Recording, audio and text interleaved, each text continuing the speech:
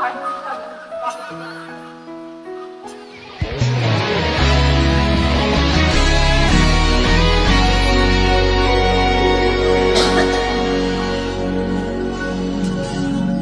ko kayang dayain ang laman ng aking damdamin.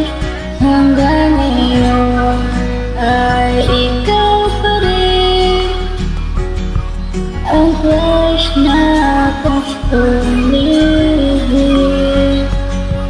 Sana'y iyong mapansin ang tanging dalangin. Bakit ang mga text mo ay laging binabasa ko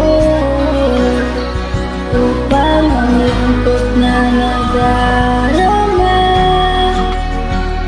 ay mapawid ko ng dalian?